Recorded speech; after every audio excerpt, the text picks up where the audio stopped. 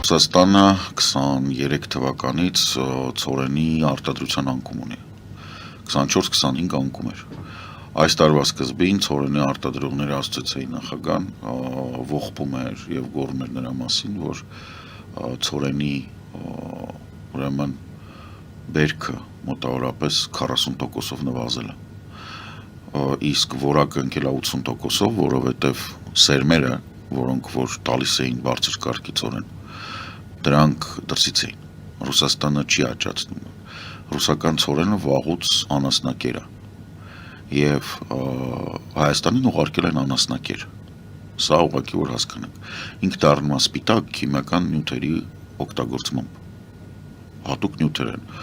որոնց առկայությունը չի կարգավորվում, որովհետև դրանք չկան գոստերում, ըստ գոստերի արգելված չեն և արտադրվում են, որպեսզի պատկերացնեք ինչ տիպի աղբ են մեզ բերում, անասնակեր, սա մեկ, երկու, ինչում նա պրոբլեմը և ինչի են բան արել, Ռուսաստանի երկաթգիծը, որպես այդպիսին, գտնվում է ճգնաժամի մեջ սկսած 22 թվականից, 21 թվականին դեռևս ինքը փակեց 21 թվականը 1,2 տրիլիոն ռուբլի պարտքով, ինքը չունի վագոններ, ինքը չունի շարժակազմ, պատերազմից հետո ինքը ամբողջությամբ հայտնվելով պատժամիջոցների տակ գրեթե առաջինը, որտեղ ամենասկզբից մասնակցել էր զորքերի փոխարինմանը, ինքը ունի պրոբլեմներ ընդհուպ մինչև բաներ, պատշիպնիկներ, ինքը չի կարողանում վերանորոգել նույնիսկ վագոնները, Ռուսաստանում ասեմ, որ պատշիպնիկներ չեն արտադրվում, չկա այդ գործարան, իրենք մեղ նույնիսկ չեն արտադրում, ինչպես ասում էր Մատվիենկոն,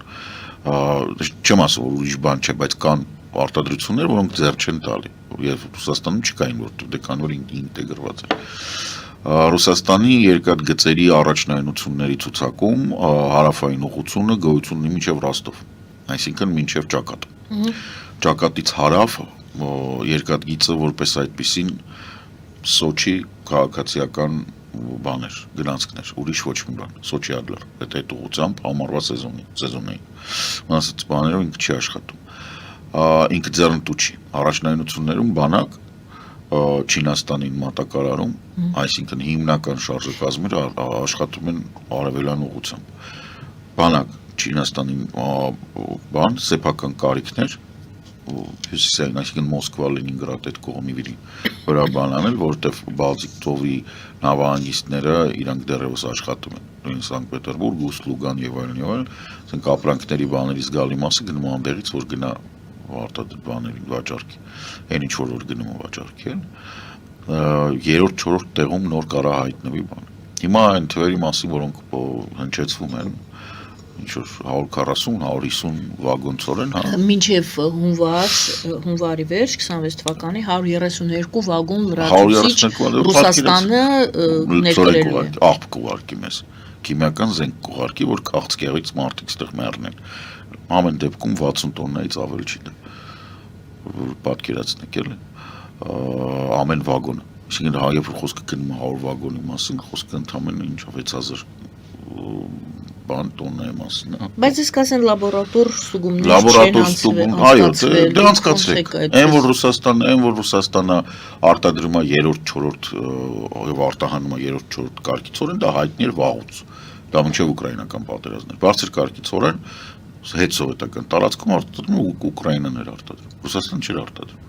որտեղ բացի ամենից գոյություն է սերմերի խնդիր եւ աճեցնելու խնդիր, իրանք գյուղատնտեսական տեխնիկա չունեն աշխատող, որտեղ այդ գյուղատնտեսական տեխնիկան էլ էր հիմնականում արտասահմանյան, Ռոստելմաշը, որ իրանց ամենախոշոր գյուղատնտեսական տեխնիկայի արտադրողն է, որ ճգնաժամի մակարդակը պատկերացնեք, անցել է 4-օրյա ռեժիմի շաբաթական աշխատանքի, այսինքն սպառում չկա, դաշտերը ինչ են ցանում, ոնց են անում, երաշտա բան, այսինքն չկա, սա քաղաքական որոշում է, այդ քաղաքական մի հատ ուրիշ նյուանս կա, սա կարա լինի Ուկրաինայից գողացած ցորեն, ինչը արդեն քրեական հանցագործություն է, այդ քրեական հանցագործությունով իհարկե մեր կառավարության վերին խավին։ Ոնց ես բացահայտելու դա։ Որակը ցորենի տեսնես։ Բարձր դասի ցորեն Ռուսաստանը չի արտադրում։ Շատ հեշտ է հասկանալ ցորենը որտեղ է աճեցված։ Որտեղ ասենք նույն Խերսոնի մարզում, Զապորոժիայի մարզում եւ բանում էլևատորներում ինքը կարա մնա։ Ինքնես չի որ բան անում, հետո բան չի, ընդամենը 3 տարի հանգիստ մնում մինչև 5-6 տարի ճիշտ պահպանման դեպքում ինքը կարա մնա։ Իրանք կարան հիմա մեզ հրամցնեն գողացած ծորեն։ Եթե դա բացահայտվեց, ամբողջ կառավարության կազմը, որը դա կընդունի, պետք է նստի որպես ռազմական հանցագործ։ Մենք պետք է ձերբակալենք, ուղարկենք քաղաք, ասենք այս մարդիկ մեզ չուզենալով մեր երկիրը սարքեցին ռազմական հանցագործի դաշնակից։ Այս sense, բացի դրանից 3+3, հիմա ինչի ընդհանրապես դա որտեղից ծագեց։ Ոչ մի պարագայում իրանք պետքա թույլ չտան, որպեսզի այդ բանը Յանի միջին միջանցքից շատ ուրախ էինք, բայց դե լավ հիմա միջին միջանցքը կա, որը ամերիկյան նախագիծ է, էդ էլ հայտնի է ինչու, որովհետև Ամերիկայում իսրայելական լուրջ լոբինգ կա, եւ այդ լոբինգի ֆինանսավորումը գալիս է դրա մասին ասել եմ, հիմնականում նաեւ ասենք չգիտեմ այդ Procter & Gamble-ը բանը այս տիպի կորպորացիաների կողմից։ Սրանք Թուրքիայում ունեն արտադրություն եւ սրանք աշխատում էին Կենտրոնական Ասիայի վրա։ Եվ այս միջին միջանցքի ապրանքափոխադրումները իրանց պետք են։ Այսինքն նույն Ամերիկան թքած ունի։ Կենտրոնական Ասիան մեկ էլ բանն է, Զբիգնև Բժինսկու մոտ էր գրած, որ այդ պատբերուշենը, որը տեղ ամրապնդվել է Ռուսաստանը կարաճղի, շատ 5 գաղափարախոսություն է արդեն, որ բան չունի։ Ինքը որպես այդպեսին Չինաստանի տարածքն է, դուք կարաք անվերջ գումար ծախսեք, բայց այդ տարածքը միշտ գտնվելու է չինական ազդեցության տակ եւ դուք չեք կարող այնտեղ մտնել զուտ մշակութային եւ պատմական կրոնական առանձնահատկություններից առավել եւս եսին որտեղից Ամերիկան, որից ազդեցություն չի կարող լինի։ Այդ նույնն է ոնց որ ասեք, որ Սվազիլենդում կամ Կոնգոյում կամ Ռոդեզիայում Ռոդեզիա չի Զամբիա։ В общем, այնտեղ ամերիկան ազդեցություն ունի։ Չէ, չունի, չի կարող ունենա։ Ուղղակի չի կարող ունենա, որտեղ այնտեղ բանը ուրիշ է, ինքը մայրցամաքի մեջտեղն է։ Ոնց որ դուք ասեք, որ ասենք, չգիտեմ, հարավային Դակոտայում կամ հյուսիսային Դակոտայում դες լուրջ բան է։ Հա թեման է դա։ Կենտրոնական Ասիայի հետ կապը հիմարություն է։ Դե Թրամփը դա ընդհանուր մատնանշում է։ Այո, Կենտրոնական Ասիայի երկրները հասկացել են ոնց կարելի է սրանից բան փոկել։ Առանձնապես խելքի տոպրակ չի, հիմա էլ էս Աբրահամի համաձայնություններն են, որ իրանք պատրաստ են Իսրայելի հետ ինչ-որ Պարզապես ասենք, հա, որ Ղազախստանը համաձայնել է միանալ, այդ հիմարությունը ախր, ես չգիտեմ, որ խոսում էինք աստիկ բան, հա, ինչ էր ասիական ՆԱՏՕ, հա, խոսում են մերձավոր արևելյան ՆԱՏՕ, հա, դա կագանատ է, դա քոչվոր ցեղերի միասնություն է, որ դուք հասկանաք ինչի մասին է խոսքը, ինչքան քոչվոր կա, միանում են, այդ դրա տակ ոչ մի վիրավորական բան չկա, նոմադ, այսինքն բան չի, արաբական եթե բաները նայեք, այդ մարդիկ իրենց մշակութային բանի մի մասն է, իրանք հապարտանում են դրան, ուղղակի իրանք տարածք ունեն, որը իրանցն է, իրանք տարածքն է, իրանք այդտեղ են կոչում, քաղաքները առաջացել են, որպես չեն առաջացել, քաղաքները իրանք զավթել են, բայց իրանք մշակութային առանձնահատկությունը այդ բնության հետ համահունչ ապրելն է, եւ դա նորմալ է, դու չես կարող պահանջել ամեն մի ազգի, որ ինքը քո մոտեցումը յուրացնի ապրելու ձևին կամ ապրելու ոճին, դա նորմալ է, Աբրահամյան համաձայնությունները դա քոչվոր ազգերի համաձայնություններ են, եւ դա պետք է հասկանալ, որ ունի բավականին լուրջ սահմանափակումներ, Աբրահամյան համաձայնությունները նրա համար են, որ Իսրայելին, որը իրան պահում է որպես ռազմական հանցագործ եւ գենոցիդալ քաղաքականություն վարող, չկոտորեն։ Ամերիկան խառնվում է այդ թեմայի մեջ, որովհետեւ դե ինչ պատճառներով, որովհետեւ իրականում Իսրայելը արժանի է նրան, որ իրան ջնջեն ռետինով։ Ու բոլորը գիտեն դրա մասին։ Ու դրանով է վերջանալու։ Իսրայելը շարունակում է կրկնել, Իսրայելը շարունակում է եւ կրկնում է Երուսաղեմի թագավորության ճանապարհը։ Ամենավատ տարբերակով որևէ Երուսաղեմի թագավորությունը Եվրոպայում ոտ ուներ։ Ասենք ինքը չգիտեմ, բաներն էր, Լուսինյաններն էին, որոնք Պուատիեի, բանից են ֆրանսիական Ռոմի Պապի աջակցություն, Եվրոպայի աջակցություն, ոչ մի բանի աջակցություն չունի։ Եթե Երուսաղեմի թագավորությունը տևեց, ասենք 200 տարի, սա կարող է տևի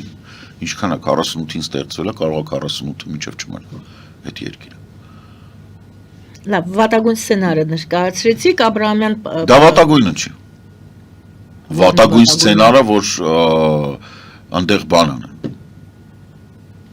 Bloodbath անեն, այսինքն դրա համար կոտորեն մարդկանց դրա համար ֆիզիկի։ Աբրահամի համաձայնագրերի Հիմա արդեն թե ինչ որ շքերթ են սկսում։ Աբրահամի Ես համաձայնագրերը Ղազախստանով չի վերջանալու։ Չի վերջանալ, բայց Աբրահամի համաձայնագրերը, ինչպես նաև Տրիպերը, գոյություն ունեն այնքան, մինչև Տրամպը նստածա Օվալ կաբինետում։ Հաջորդ նախագահան նույնիսկ հանրապետական,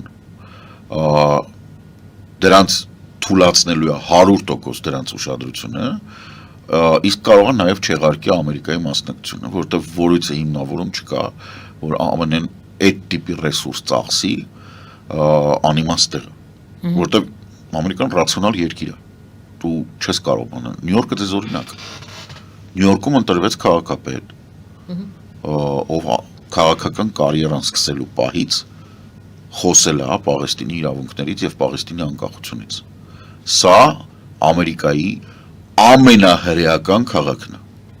Իդեպ ինչպես դա հնարավոր է։ Այ հենց այտենց էլ հնարավոր է։ 50%-ից ավելին ձայն ստացավ։ Որովհետեւ իրականում լեգենդը նրա մասին, որ հրեաները հզոր են,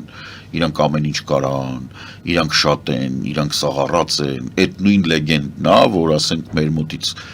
գնում են Ռուսաստան, ասում են դե մենք Պուտինի հետ մոտիկ ենք, Պուտին դալ դաբրո։ Չկա տենց բան։ Իրանք նույն տիպի ֆուֆլո են, ինչպես եւ բոլոր մնացած լոլո կարդացող, մեծ փրթող, զրոյական հիմնավորում ունեցող մարդիկ։ Գոյություն ունեցող լեգենդը պահվում էր բացառապես մարդկանց նեյտրալ բանի, հենց որ մարդիկ նեգատիվ սկսեցին ապրել Իսրայել լսելուց, բնաջնջեցին այդ լեգենդը, ու սա շարունակվելու է։ Դուք, չգիտեմ, դե մեզ մոտ ընդունված չի, ես նայում եմ դե պարզա իսրայելական մամուլ, իսրայելական թերթերը բլոգերներին, գիտեք ինչ ծեծած շան տեսքով են եթեր դուրս գալիս։ Այն որ ասում են, շան սատակ, շունը որ սատկացնում ես, ոնց ա որ այդ նայում, պոչը քաշած մխկտալով բան, դե սա ինչ է, դա ոչ մի բան է, դա մենակ Նյու Յորքն է, մինչև այդ բալասեիք ինչ էին խոսում։ Իրանք հասկացել են, որ իրանց հանդեպ վերաբերմունքը ոչ միայն զրոյացել է, անգել է բացասական դաշտ։ Ու էլ չես կարա վերականգնես, որտեվ դու 4 կողմը պատերազմի մեջ ես։ Եվ Թրամփը այս դեպքում միակ գործոնն է, որ արևմուտքն էլ ռետինով չջնջի Իսրայելը։ Տրամփը միակ Տրամփը, Կուշները իր ավելի շուտ տնփեսեն, իր այն մտերիմները, իր այդ գոլֆի խաղացող մարդիկ, բան։ Տրամփը հաստացի Տրամփը այս որ ասում է, որ 7 պատերազմը կանգնացրել 8 բան ինչ որ սենց, բայց ինքը ցեղասպանություն է օժանդակում Գազայում։ Սրա մասին է խոսքը, ես դրա համար եմ բանում, Տրամփի ասացի վրա այս Աբրահամի համաձայնագրեր, բաներ առավել եւս հասկանում եք իսլամական աշխարհում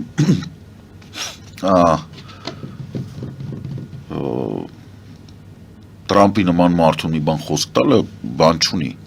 եւ այդ խոսքը չպահելը պատիժ չունի։ Ալիևի մասին եք խոսում Ոչ միայն Ալիևի, նաեւ Ալիևի։ Նաեւ Տոկաևի, Ալիևի, բանի Ibn Saudi